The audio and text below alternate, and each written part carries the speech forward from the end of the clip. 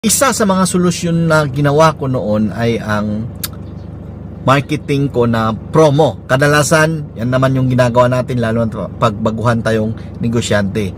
Aminin mo, ginawa mo rin to, no?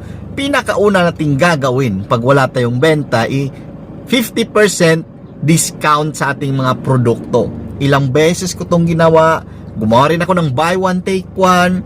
Gumawa rin ako ng freebies na pag umorder sila ng ganitong order, may package na, may free silang ganitong bundle. So marami akong sinubukan, mga boss, no. Pero ang problema talaga, hindi talaga gumana.